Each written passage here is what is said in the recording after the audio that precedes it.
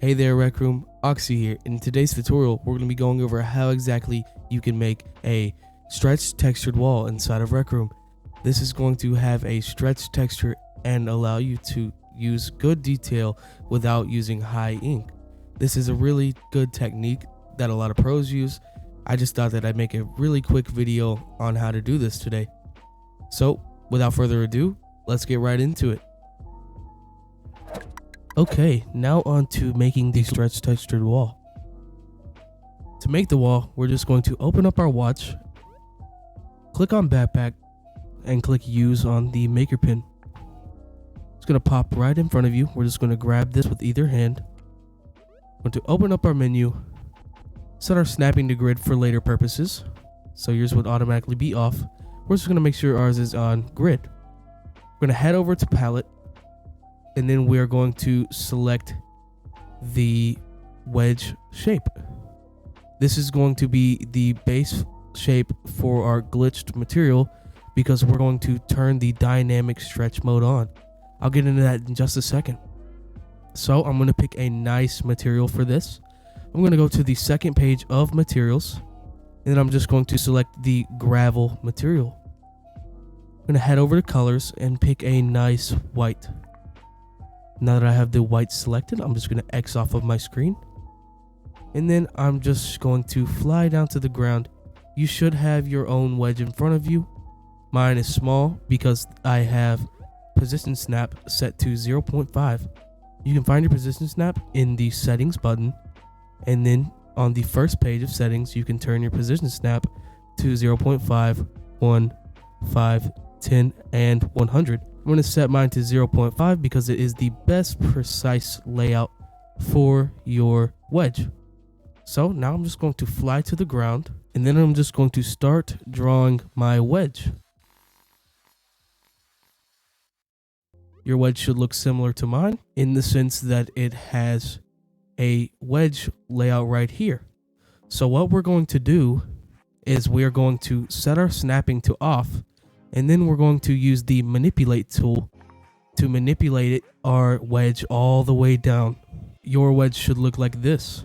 So now we want to change the texture settings of our wall to be the stretched kind of glitched effect.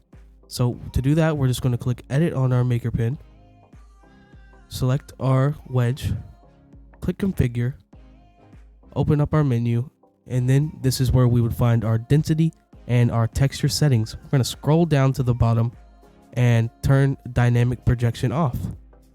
Now, as you can see, our stretched effect is really small at the moment. To change that up or down, you can change the size up or down to your liking. So that'll give it a really large stretched effect with the dynamic projection. And what we can do is we can change the offset of the x-axis and change it to wherever the lines you would like to be. We can change it in the Y format. It's not really going to do much since we have no Y axis. And then we can change it in the Z format. That can give you more lines or less. Okay, so now what I'm going to be doing is I'm now going to show you guys a few texture settings that look good with this type of wall. So we're going to be going over 3 of, in my opinion, the best ones that you can use. So we're going to open our palette. We're going to head over to materials, and then I'm just going to select checkered linoleum. So once I have that selected, I'm going to go to colors, and then I like to choose black for this one. And then I'm just going to bring out my recolor tool on my menu, and I'm just going to recolor my wall. So as you can see, it's a little weird right now, so I'm just going to use the same settings. If you forgot how to do that, we're just going to click edit this, and then click configure on our palette. So now we're just going to open up the menu, scroll down, and then we're going to change some of the texture settings. So you can either have a lot of close together lines, or you can change it to kind of more spread apart lines. And yet again, with the offset, you can change where the lines are, where you'd like them to be. You can change the position with the offset Z. So if you want the black line to be here, you can change it to there by scaling it up with the offset Z option. So another one of my favorite ones is the metal floor tread. So I'm just going to hop off of this, use my recolor tool, and then I'm going to recolor it to a gray. So mine's black right now. So I'm just going to hop open my palette, head over to colors, and I'm just going to choose a nice slate gray. I'm going to use the recolor tool right here and then recolor my wall. This will give a metallic like sort of warehouse side look. So as you can see, it looks as if it's 3D, but it's really just a flat surface. That's the way that the texture blends with the wall. So our final and third showcase for this will be going back to materials, and then I'm just going to select carpet. This is one of the ones that I think are also good as well. We're going to use the recolor tool and then recolor that.